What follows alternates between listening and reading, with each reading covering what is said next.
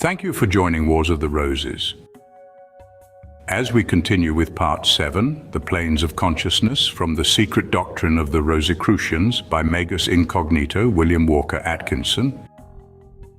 The Planes of Consciousness. In The Secret Doctrine of the Rosicrucians, we find the following Sixth Aphorism. The Sixth Aphorism, 6. As life is the essence of spirit, so is consciousness the essence of life. Spirit is one, yet it manifests in many forms of life. Life is one, yet it manifests in many forms of consciousness. While the forms of manifested consciousness are innumerable, yet the wise know consciousness to manifest on 7 planes. And these planes of consciousness are known to the wise as 1, the plane of the elements, 2, the plane of the minerals, 3, the plane of the plants, 4, the plane of the animals, 5, the plane of the human, 6, the plane of the demi-gods, 7, the plane of the gods. In this 6th aphorism of creation, the Rosicrucian is directed to apply his attention to the concept of life consciousness manifesting on its 7 planes. This concept is represented by the Rosicrucians by means of the symbol of a linked chain of 7 circles, each link penetrating the one on either side of it. The 6th aphorism wisely states that life is the essence of spirit. No matter what else spirit may be or may not be, it cannot be denied that spirit must possess the attribute of life in order to be spirit. Likewise, the aphorism states, consciousness is the essence of life, which is also self-evident. For no matter what else life may be or may not be, it cannot be denied that life must possess the attribute of consciousness. Figure 10, symbol of the 7 planes of consciousness. A modern writer has well said that mind is the livingness of life, and of course mind is naught but a term employed to indicate states of consciousness. Even the average person implicitly testifies to the fact of the necessary presence of consciousness in life by his distinctions between the various forms of living things. The higher the manifestation of consciousness in a living thing, the higher the degree of life he attributes to it. And when the indications of consciousness are lacking, he pronounces the thing lifeless. The proof of conscious activity among mineral forms at once leads to the thought that then minerals must be alive. Consciousness in its essence manifests as the attribute of receiving impressions from outside stimuli and the power to respond thereto, and the student will at once recognize this attribute as the fundamental test of living substance. Just as the Rosicrucians hold as a fundamental doctrine the teaching that everything is alive, see preceding chapter, so do they hold as equally fundamental the teaching that everything is conscious. But here is where half-knowledge is apt to fall into a trap, and to attribute to the Rosicrucian beliefs quite foreign to them. For in the Rosicrucian teachings, and in the most advanced modern psychology as well, the term consciousness is not restricted to those phases of consciousness most familiar to us, but rather to all forms of awareness, whether higher or lower than the consciousness of our everyday lives. The term consciousness is one most difficult to define adequately, and this quite naturally, for consciousness can be defined and described only in the terms of its own experiences. There is no other term analogous to it, which would serve to indicate it to one who had not experienced consciousness. The word which probably best expresses the general idea is the term awareness. The Rosicrucian teachings hold that consciousness manifests on 7 planes, each of which planes is interlinked with and blends into the one on either side of it. But each plane is composed of 7 subplanes, and each subplane of 7 minor planes, and so on until the multiplication is made 7 times. Each of the 7 planes of consciousness is named in the following synopsis of the teaching, and the main characteristics of each plane is given. 1. The plane of the elements. On this plane of consciousness is manifested the actions and reactions between the subtle elements of which all material forms are composed. Here occurs the play between the atoms, the electrons, the ions, the corpuscles, and the still more tenuous particles of substance of which science has as yet no knowledge. And going still further back, it may be said that on this plane occurs the play of phases of substance as much more tenuous and subtle than the electrons, as the latter are more tenuous than the atoms. Little can be said concerning these practically unknown forms and phases of matter, although the occult teachings are quite full of them. In previous quotations from Haeckel and other modern scientists, we have seen that advanced modern science recognizes the presence of something like consciousness in the atoms of matter and ascribes their movements to likes and dislikes, loves and hates, arising from the perception of certain qualities in each other and the response thereto. This means, of course, that the atoms possess and manifest feeling and will in an elementary form, phase, and degree. There are results arising from these manifestations of consciousness on the part of the atoms, however, which are not usually taken notice of by writers of the subject, either in the ranks of the occultists or those of science. Let us now consider these briefly. Science informs us that all forms of physical energy or force, manifesting as light, heat, electricity, magnetism, etc., arise from vibrations of the particles of which matter is composed. These vibrations are, of course, caused by the motion of the particles, and these motions are caused by the manifestation of attraction or repulsion between the particles. Proceeding further, we see that the manifestation of attraction and repulsion between the particles of matter arise from the likes and dislikes, the loves and hates of the atoms and particles, and that these in turn are but manifestations of elemental consciousness. So we see here that even the manifestation of physical energy and force is but the accompaniment and result of the presence and activity of elemental consciousness. On this plane of consciousness are operated many of those forms of magic known to all occultists. The occultist moves matter not by exerting a physical force upon it by means of his mind and will, but instead by acting upon the consciousness of the material atoms by the power of his own consciousness. This is no place, of course, to go into detail concerning this phase of occultism, but it has been thought well to indicate here the source and nature of the power underlying occult phenomena of this kind and the why and wherefore of its manifestation. The plane of elemental consciousness, like all the great planes of consciousness, contains 7 subplanes, and each of these 7 minor planes and so on until the multiplication has been made 7 times.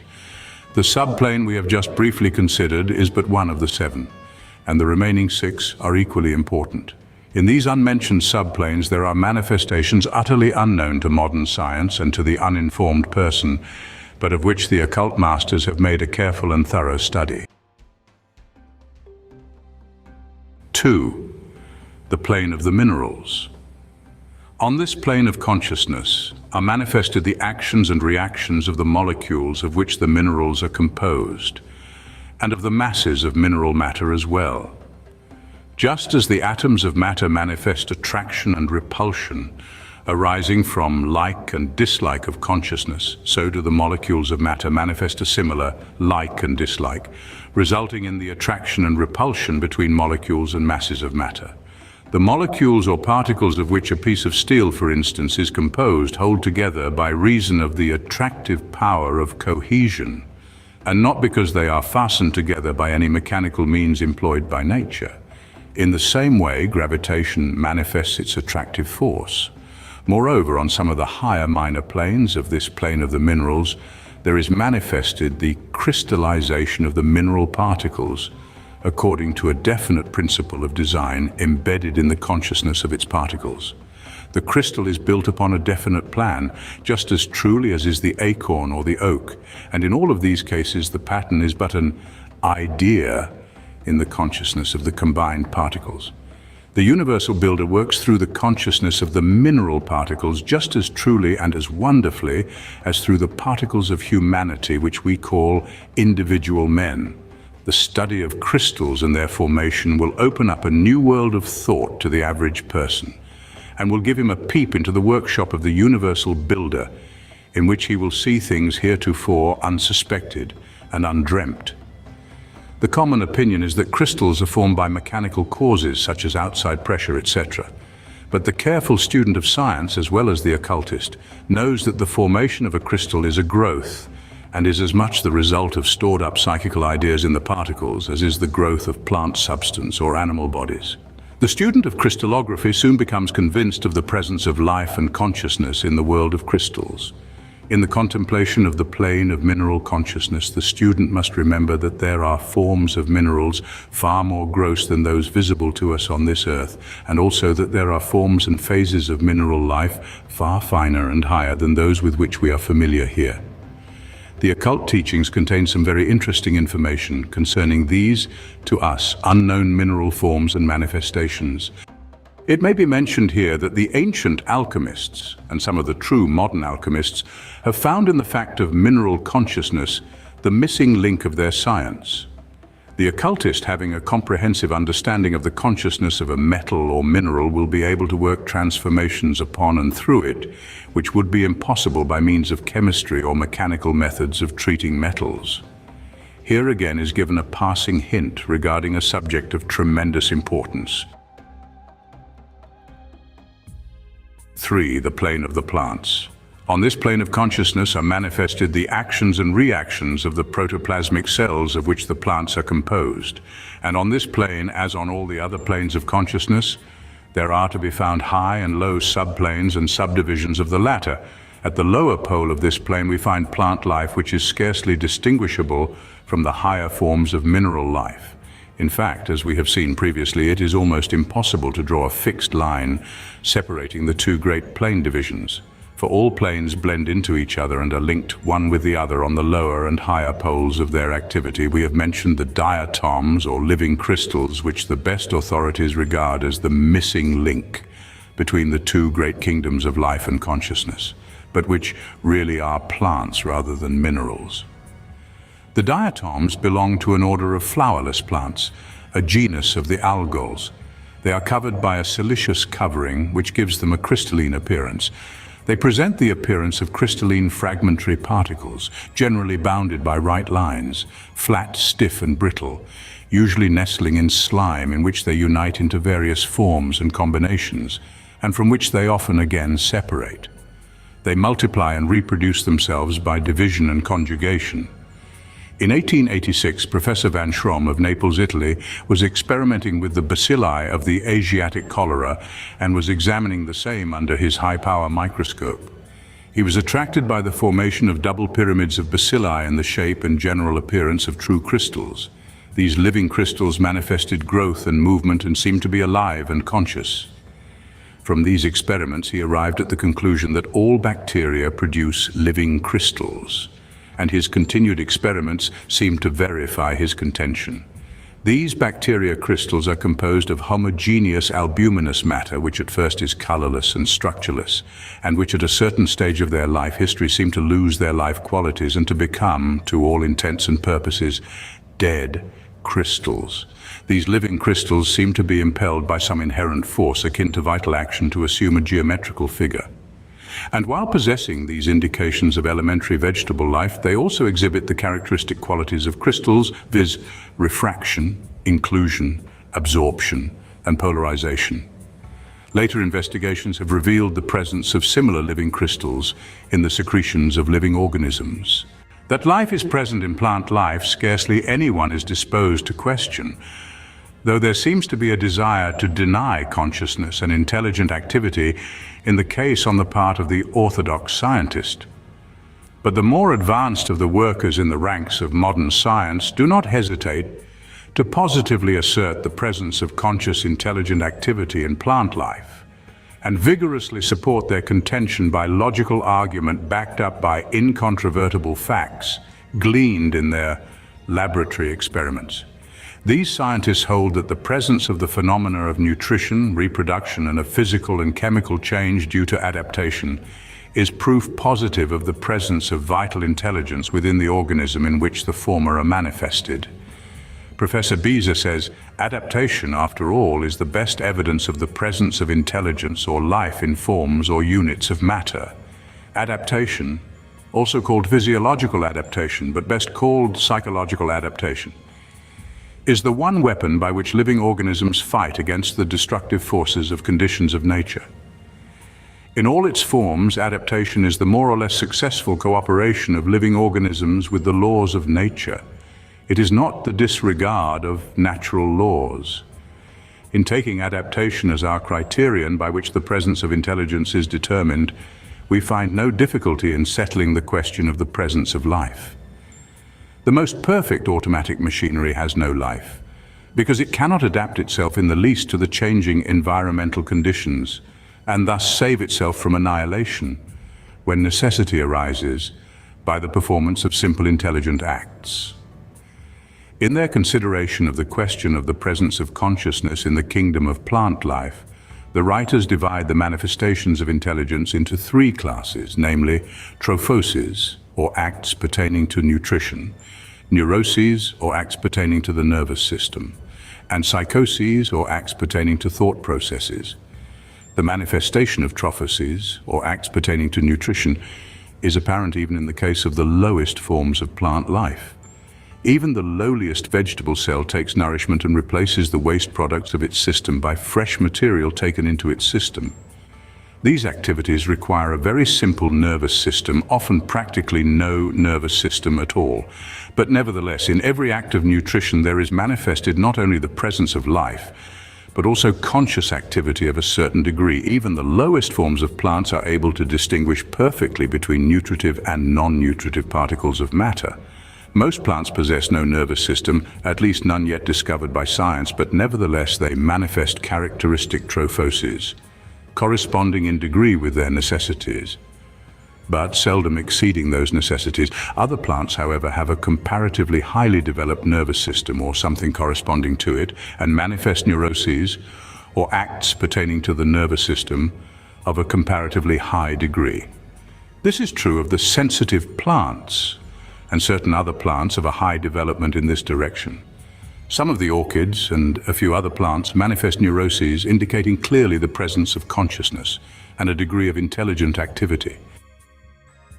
Still higher in the scale, we find certain species of plants manifesting true psychoses, or acts pertaining to thought processes, although the latter are of a comparatively low order as compared to those manifested by the higher forms of animal life.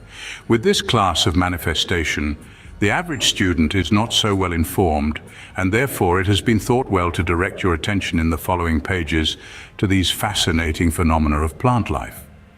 We think that a careful consideration of the facts now about to be presented to the student will bring to him a clear realization of the presence of actual conscious activity in the kingdom of the plants, and will cause him to accept the statement of that eminent authority, Professor Beza, who has said, "While we believe that the intelligence of man, animals, and plants is essentially the same in kind, we know that it differs enormously in degree and form. Even among men, this degree of intelligence varies, but this is because some individuals by nature see but a little more clearly their needs than others, and live under more favorable circumstances. That is all." Dr. J.E. Taylor, an authority on the subject of plant psychology, says, "Perhaps one reason why plants are usually denied consciousness and intelligence is because in the structure of even the highest developed species we find no specialized nervous tract along which sensations may travel, or where they can be registered as in the case of the ganglia and brains of the higher animals. But it should be remembered that none of the creatures sub-kingdom of the protozoa, the lowest of the grand divisions of the animal kingdom, possess nervous structures, whilst many of the next more highly organized animal subkingdom, the coelenterata, have no trace, and the rest but a feeble development. Yet we do not deny these lowly organized animals a dim and diffused consciousness, or even the possibility of their structures being so modified that they can profit by experience, and thus develop that accumulated experience of their kind that we call instinct. Darwin, speaking of the wonderful sensitiveness of the root tip of plants, says, "It is hardly an exaggeration to say that the tip of the radical thus endowed, and having the power of directing the movements of the adjoining parts, acts like the brain of one of the lower animals. The brain being seated within the anterior end of the body, receiving impressions from the sense organs and directing the general movements." Professor Cope says, "We can understand how by parasitism or other means of getting a livelihood without exertion, the adoption of new and skillful movements would become unnecessary, and consciousness itself would be seldom aroused. Continued repose would be followed by subconsciousness, and later by unconsciousness. Such appears to be the history of the entire vegetable kingdom. Dr. J.C. Arthur, in his interesting work entitled The Sagacity and Morality of Plants, says, "I have tried to show that all organisms, even to the very simplest, whether plant or animal, from the very nature of life and the struggle for its maintenance, must be endowed with conscious feeling, pleasure and pain, being its simplest expression." I have been told in Java, as one walks through a tangle of sensitive plants, they will drop down in their deprecating way for yards on either side, as if suddenly aroused into life, only to be again transformed into lifeless sticks by some unseen power. The physical basis of life, protoplasm, is the same for plants as for animals. The first differentiated or modified form of this we meet is the curious animalcule called amoeba. As we watch its movements, we cannot refrain from ascribing to it some dim consciousness of the life it leads. But amoeboid structure is common even in the lowest kinds of plants, and amoeboid movements can be seen in some of its tissues. Witness also the habits and intelligent movements of the zoospores of seaweed and many other algae, and the locomotion of the antherozoa of mosses, ferns, etc. Not many years ago, these objects were classed as animals, and nobody doubted these so-called animals behaved consciously and intelligently. Nothing can be more marked than the likes and dislikes of plants. Human beings can hardly express the same feelings more decidedly. There is perhaps even a messmateship among plants, which incline species to prefer to grow in company. Hosts of common plants perform actions which, if they were done by human beings, would at once be brought into the category of right and wrong. There is hardly a virtue or a vice which has not its counterpart in the actions of the vegetable kingdom. As regards conduct in this respect, there is small difference between the lower animals and plants. One of the most elementary manifestations of consciousness and conscious action in plant life is what has been called the gravity sense, or the sense by which the plant recognizes the up and down direction of growth. The germinating seed always sends its roots downward, no matter how the seed may be placed in the ground. This cannot be held to result merely from the action of gravitation, for the sprouts move upward and away from the center of gravity just as truly as the roots move downward and toward it. Experiments have proven that this sense of direction is as much a true sense as that of any of the special senses of the lowly animal life forms.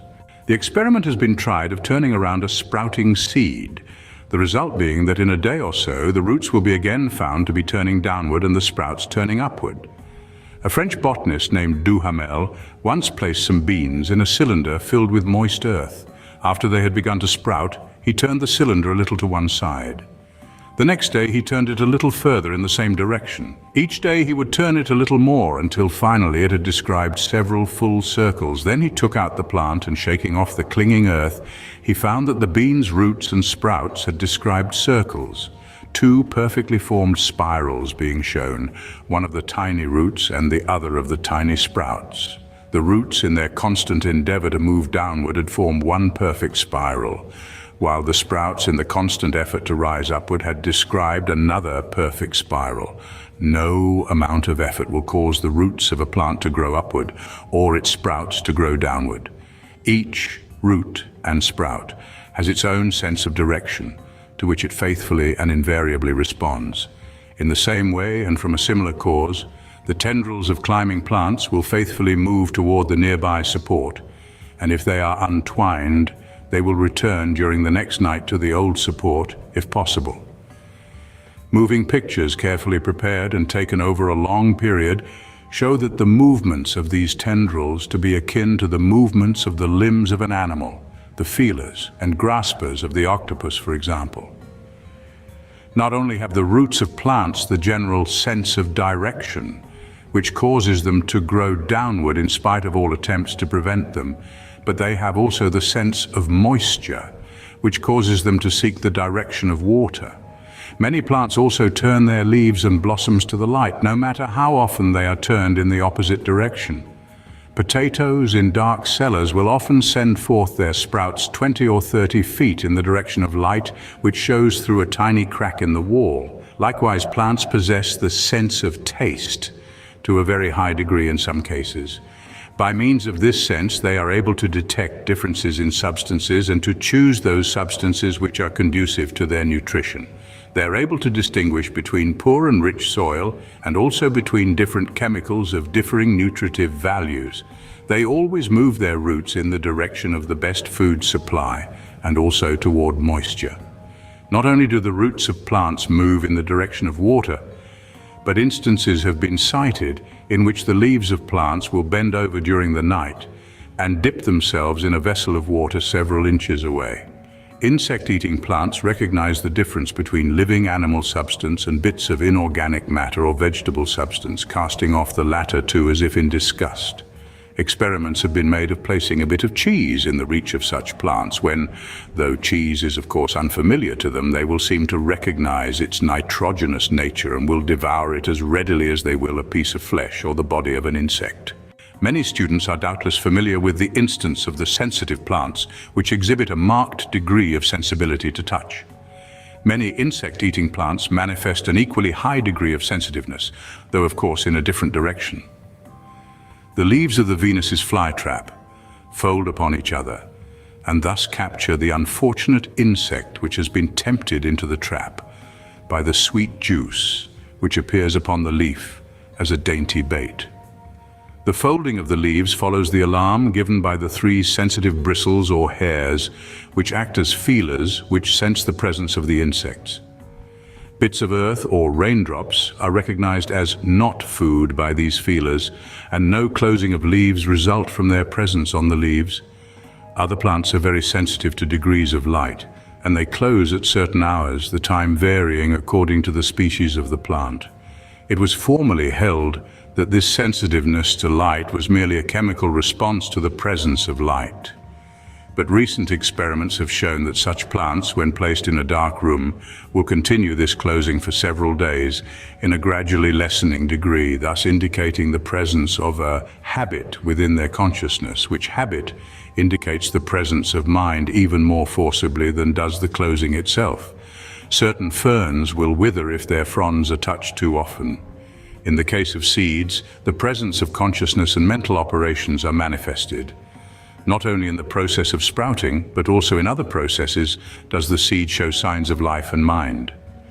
Certain seeds are carried to their future abode by means of running streams along which they work their way to congenial soil by means of tiny projecting filaments which they move as legs and thus propel themselves to shore.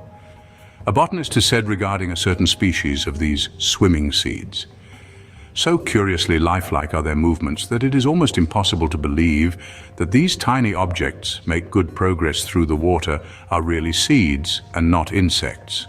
Certain plants prey upon other plants, twining bands around another plant or tree, which bands work their way through the outer covering of the bark and thus act as suckers through which the parasitic plant draws nourishment from the larger plant, the latter succumbing in time and being literally killed for food by the clinging plant.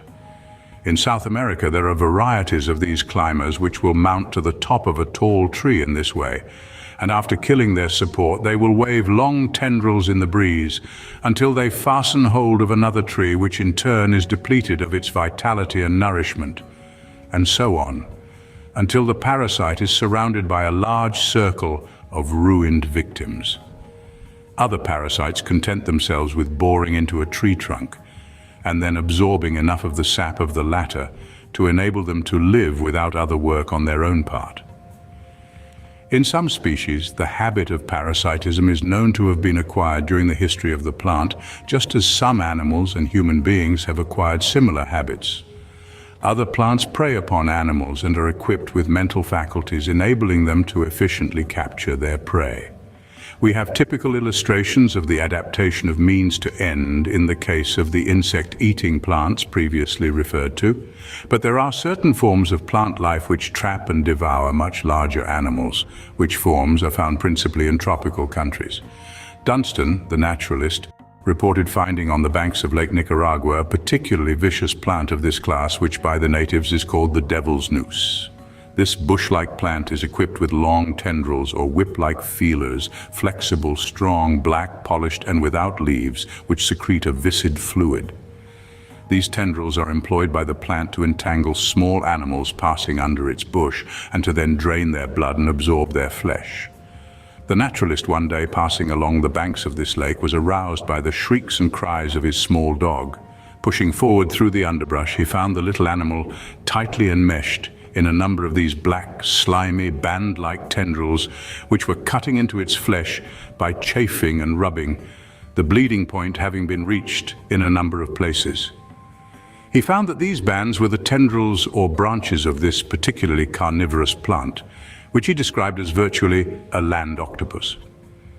The natives of the tropics have weird legends of man-eating plants or trees of this kind, but so far science has not discovered an actual specimen of this kind, though it is admitted that the same is not beyond the bounds of possibility. Other plants have roots which capture and kill small burrowing animals like moles and then slowly absorb the nourishment from their blood and flesh. The plant kingdom has its thugs and stranglers as well as its vampires, according to the best authorities. Professor Beza says, another plant showing irritability when touched and possessing the faculty of finding and raising water by means of a long, slender, flat stem or tube is a variety of orchid discovered by E.A. Suverkrop of Philadelphia several years ago. This plant grows upon the trunks of trees hanging over swampy places along the bank of the Rio de la Plata and streams of the neighborhood. When this orchid is in want of water, the slender stem gradually unwinds until it dips into the water. Then the stem slowly coils around and winds up to discharge upon the part of the plant from which the roots spring the water, which it has sucked up into its hollow space or tube within its interior. Sometimes when water is absent from directly under this plant, the stem moves first in this direction and then in another in its search for water, and finally finding the water, it performs the process above described. If this plant is touched while the stem is extended, it acts much like the sensitive plant, mimosa, and the stem coils up into a spiral more rapidly than when it is lifting water. The experiments of that wizard of plant life, Luther Burbank, give us many illustrations of the manner in which the mind in the plant will respond to changed environment and to take advantage of improved conditions thereof in the direction of adapting itself thereto. No one can study the works of modern botanists or work long among plants without discovering for himself many facts serving to prove that there is not only life among the plants but also sufficient mind to serve the purposes and needs of the existence of the plant. Some scientists have thought it possible that by changing the environment of the plant sufficiently in the direction of calling out latent possibilities of mental action, it is probable that plants may be evolved which would approach in their mental activity that of the lower forms of animal life, if not indeed exceed the latter. 4. The plane of the animals. Here once more we discover that there is no fixed dividing line between the adjoining planes of consciousness. Just as the mineral consciousness is closely blended into the plant consciousness, as we have seen, so is the plant consciousness closely blended into the animal consciousness. In fact, in the lowly forms of animal life, it is almost impossible at times to state positively whether the particular form under consideration is a plant or an animal. Forms which science formerly considered animal are now placed in the category of plant life, and other forms which science once held to belong to the plant kingdom are now placed in the category of animal life. The occultist recognized that these disputed forms dwell in the region in which the two respective planes blend and intermingle, as has been stated before in these pages. Consciousness in animal life varies from the first faint glimmerings in the single-cell creatures in the slime of the ocean bed to the full dawn in the highest forms of animal life like the horse, the dog, the elephant, etc. In each and every case, however, it will be found that each creature is endowed with a sufficient degree of intelligence to meet its needs and requirements, to adapt it to its environment. As the environment increases in complexity, the form of animal life has either adapted its consciousness to meet the requirements or else has perished in the course of evolution. Both science and the occult teachings inform us that animal life had its origin in the slime of the primeval ocean beds and took the form of the single-cell creatures. The best-known form of single-cell animal is the moneron, plural monera, which is composed of but a single cell and is like a tiny drop of glue.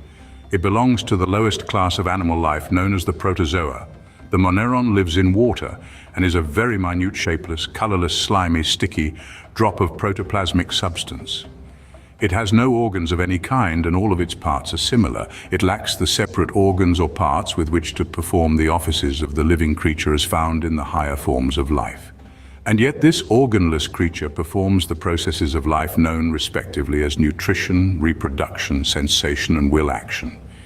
Every part of the moneron is capable of absorbing food and oxygen. It is all stomach and all lungs. Moreover, it is all reproductive organism. It envelops its prey by enclosing the latter as a drop of glue encloses a tiny gnat, and it then absorbs the nourishment from its food through every portion of its surface, coming in contact with the food. It moves by prolonging a portion of itself outward like a tiny tail or finger. This constitutes the false foot by which it propels, pushes, or pulls itself forward or backward or sidewise. When it gets ready, it pulls back the false foot into its general substance and is the same as before. It has no distinction of sex, but reproduces itself by simply growing larger and then dividing itself into two, and the process is over, there being two monera where only one moneron was the moment before. And yet this simple creature receives impressions from outside and responds thereto. It seeks its food and escapes its enemies. It has all the mind it needs. Next in the rising scale of animal life, we find the amoeba. This creature also is a one-celled animal. It progresses by a continuous projection of false feet and a subsequent drawing in of the same, which gives it the appearance of a many-fingered or many-footed thing. This creature has the beginning of parts and organs. In the first place, it has a nucleus at its center and also an expanding and contracting cavity within itself, which it uses for holding, digesting, and distributing its food, a rudimentary stomach, so to speak. It also has something like a skin on its surface, and it cannot be turned inside out like its brother the moneron without disturbing its life. Let us pause here for a moment before passing on to the consideration of the higher forms of animal life. The purpose of the pause is to call your attention to the resemblance of the monera and the amoebae, to the cells of which the human body is composed. The ordinary cells of the higher animal and mankind closely resemble the monera in many ways, while the white corpuscles of the blood of animals and men bear a striking resemblance to the amoebae, so far as is concerned their size, general structure, and movements. In fact, science classes them as amoeboids. The white corpuscles of our blood, these amoeboids, change their shape, take food in an intelligent manner, and live an apparently independent life, with movements showing undoubted thought and will. The cells of which the bodies of animals and men are composed are really independent living creatures, each of which is possessed of sufficient mind to enable it to perform its necessary life work and offices. By means of the operation of what occultists know as the group mind, by which a number of independent cells coordinate their activities. These cells perform the coordinated work of the organism. Each of these cell minds manifests a perfect adaptation for its particular work. The work of those cells in extracting from the blood the exact amount of nourishment needed by it is but a minor evidence of the presence of such mind in them. The process of digestion, assimilation, etc., is another instance of the intelligence of the cells and cell groups. In the healing of wounds, in which the cells rush to the points at which their services are needed, we have a striking instance of the selective intelligence of the cells. The cells of the body are constantly at work, performing the multitudinous offices of the organism, working separately in small groups and in great groups according to the nature of the work to be done. Some of the cells of the body are active workers, manufacturing the secretions and fluids needed in the varied work of the system. Others belong to the reserves and are kept under waiting orders, awaiting the call to duty in the case of an accident or other emergency. Some are stationary, others remain stationary until they are called into motion to meet some requirement. Others are constantly moving about, some making regular trips and others being rovers. Some of the moving cells perform the work of carriers, some move from place to place doing odd jobs. Others perform scavenger work, and a large number are employed on the police force of the body, or else constitute the cell army. The carrier cells, the red corpuscles of the blood, travel in the arteries and veins, carrying a load of oxygen on the outward arterial trip and bringing back a return cargo of the waste products of the system to be burned up in the lungs. Other cells force their way through the walls of the arteries and veins and through the tissues of the body on repair work. The police cells and the soldier cells in the blood protect the system from the attacks of germs, bacteria, and other harmful visitors or invaders. One of the protecting cells, coming in contact with an intruder of this kind, will enmesh it and then proceed to devour it. If the task be too heavy for one cell, it will call the assistance of others, and the combined force will seize the intruder and try to eject it from the system. The work of the cells in repairing a wound furnishes one of the most striking illustrations of the presence of intelligence in the cells. When a portion of the body is wounded, it is found that the tissues, lymphatic and blood vessels, glands, muscles, nerves, and sometimes even the bone are severed. The alarm is sounded by the nervous system, and the repair cells rush to the spot in great numbers. The flowing blood washes away the dirt and foreign substances, or at least endeavors to do so. Then the blood coagulates and forms a scab to protect the wound. By this time, millions of blood cells have arrived on the scene, and the repair work begins at once. The cells display the most wonderful activity and intelligence in this work. The cells of the tissues, nerves, blood vessels, etc., on each side of the wound begin to reproduce themselves very rapidly, and gradually form a bridge over the space between the two sides of the wound, bringing each side together. In this bridge work, they display intelligence, purpose, and system. The cells of the blood vessels connect with the same kind of cells on the opposite side of the wound, forming new tubes through which the blood may flow. The cells of the connective tissues do likewise, and so do the cells of each of the other kinds of bodily substance. Then, after the inside work is complete, new epidermis cells form a new skin over the healed wound. The above gives you but a passing glimpse of the wonderful, intelligent work of the cells in performing their offices in the body. What has not been told is equally as wonderful. To all intents and purposes, the cells of the body are like the individual bees in the hive, that is, intelligent, independent, living creatures working together for the common good. The above digression was made in order to acquaint you with the wonderful intelligence which is possible of manifestation by the counterparts of the Monera and the amoebae, those lowly forms of one-cell life which we have been considering on the preceding pages.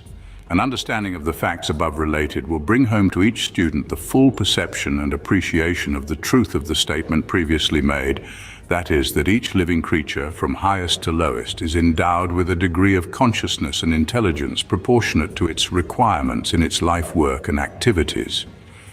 Some of the amoebae, the diatoms for instance, secrete solid matter from the water and build themselves tiny houses or shells to protect themselves from their enemies.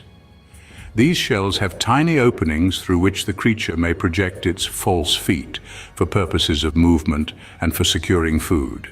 The skeletons of these minute creatures form the deposits of chalk found in many parts of the world. Next, higher in the scale come the infusoria, which are distinguished by having tiny vibrating filaments or thread-like appendages, which they employ for purposes of motion and grasping their food. These filaments are permanent and are the beginning of the manifestation of permanent limbs in the animal world. These elementary creatures have also evolved rudimentary mouth openings, and also a short gullet, which is a rudimentary throat, windpipe, and food passage. Then come the sponges, slimy creatures employing a spongy, soft skeleton, the latter being what we commonly call sponges. This creature also employs whip-like filaments with which to gather its food. Then come the polyps, which fasten themselves to floating objects, mouth downward with tentacles serving to seize their food. The jellyfishes, which belong to this family, also have rudimentary muscles, the contraction of which enables the creature to swim. They also possess a rudimentary nervous system and rudimentary eyes and ears. Next, in the ascending scale, come the starfish, sea urchin and their kind, some of which possess a well-defined nervous system, a true stomach and eyes. Then come the annulosa, or jointed creatures comprising the various families of worms, crabs, spiders, ants, etc. This great family of creatures comprises nearly 4/5 of the known life forms of the animal kingdom. Their bodies are well formed and they have quite well developed nervous systems, eyes and other sense organs, and in some of the higher forms, a circulatory system distributing a fluid akin to blood, which distributes the blood and oxygen to all parts of the body of the creature.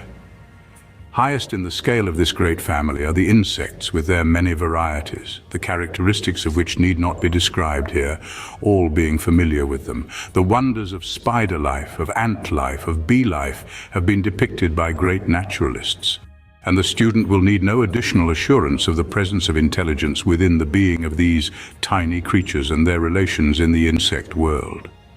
Darwin once said that the brain of the ant, although not much larger than a pinpoint, is one of the most marvelous atoms of matter in the world, perhaps more so than the brain of man. Then come the mollusca, which group includes the oyster, clam, snail, etc. Some of the higher forms of this family show signs of a rudimentary vertebra and may be considered as possibly the connecting link between the invertebrates and the vertebrates. Next in the ascending scale come the vertebrates, so called by reason of the presence in them of a vertebra or spinal column or backbone, and an internal skeleton as contrasted with the external skeleton of the lower forms of life. At the lowest end of the scale of the vertebrates are found the great family of fishes, with high and low species. Then come the reptiles, with its species of snakes, lizards, turtles, crocodiles, etc. There are many connecting links between the family of fishes and that of the reptiles, and also many between the family of reptiles and the family of birds, which is next highest in the scale. Among the birds, particularly in the crow family, we find examples of a high degree of intelligence. Next above the birds come the mammals, which is connected with the family of birds by several strange connecting links. For instance, the Australian duckbill, which strange creature lays eggs, and then, when her eggs are hatched, nourishes them with milk from her breast. In the great family of mammals are the following subfamilies of animals, viz. the monotremes, or half-bird, half-mammal creatures, the marsupials, or milk-giving, pouched animals, which carry their imperfectly developed young in an extended pouch until maturity, such as the opossum and kangaroo. The placentals, or creatures having the placenta or appendage, through which the young is nourished in the womb before birth. That is the royal line through which the higher forms of the mammals proceeded. Among the placentals are found the following subfamilies: the edentata, or toothless creatures such as the sloths, ant-eaters, armadillos, etc., the sirena, or sea cows, manatees, dugongs, etc., the cetacea, or whales, dolphins, porpoises, etc., which resemble fishes but which are true mammals, bringing forth matured young which are nourished at the breast. The ungulata, or hoofed animals such as the horse, the cow, the rhinoceros, the hippopotamus, the pig, the camel, the deer, the sheep, etc., the hyracoidea, or family of the coney, rock rabbit, etc., the proboscidea, or trunked animals such as the elephants, the carnivora, or flesh-eaters, including the seal, the bear, the dog, the wolf, the lion, the tiger, the leopard, etc. The wolf and similar animals belong to the subfamily of dogs, while the lion, tiger, and similar animals belong to the subfamily of cats. The rodentia, or gnawers, including the rat, the hare, the beaver, the squirrel, the mouse, etc. The insectivora, or insect feeders, such as the mole, the shrew, the hedgehog, etc. The chiroptera, or wing-fingered animals, including the great families of bats, etc. The lemuroidea, or lemur family, the individuals of which resemble a monkey in general appearance, but have in addition a long bushy tail and a sharp muzzle like a fox. They are like a small fox, having hands and feet like a monkey. The primates, or family of creatures like the monkey, baboon, man-apes, gibbons, gorillas, chimpanzees, orangutan, and finally the connecting links between the apish forms and man. In this ascending scale of animal life, the student will perceive countless varieties and species, subspecies, and variations among species. And in each, there will be perceived some slight difference in the degree and quality of the intelligence manifested by the creature. Even among the individuals of the same species, there is found a great variation in such manifestations.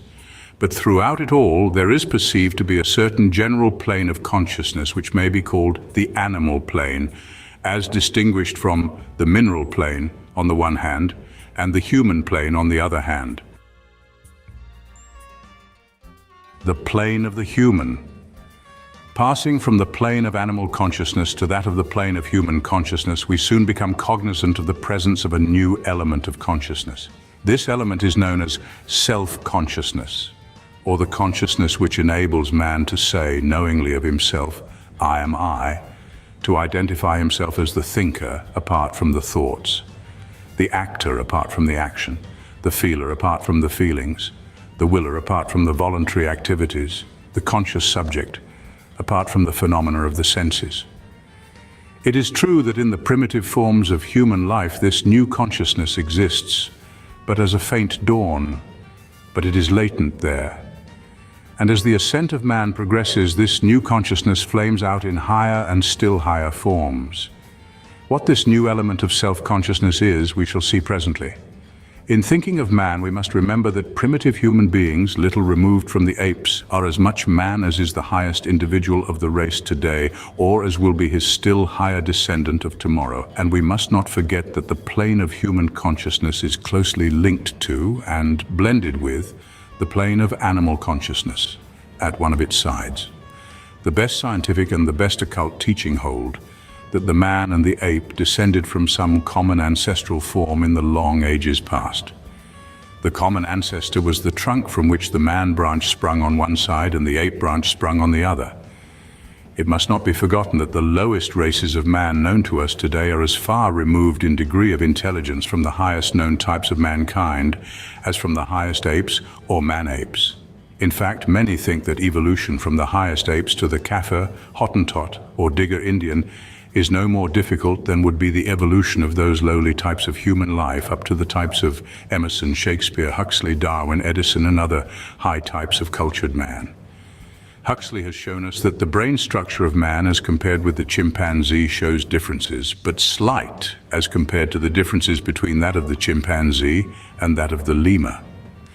He also shows us that in the important feature of the deeper brain furrows and intricate convolutions, the chasm between the highest civilized man and the lowest savage is far greater than between the lowest savage and the highest man-ape.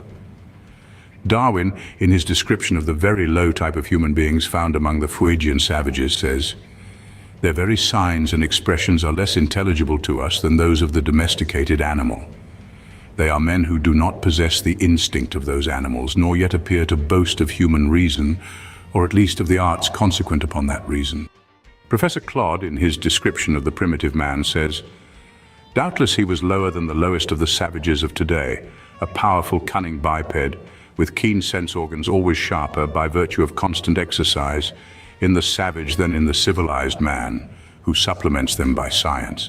Strong instincts, uncontrolled and fitful emotions, small faculty of wonder and nascent reasoning power, unable to forecast tomorrow or to comprehend yesterday, living from hand to mouth on the wild products of nature, clothed in skin and bark, or daubed with clay, and finding shelter in trees and caves, ignorant of the simplest arts, save to chip a stone missile and perhaps to produce fire.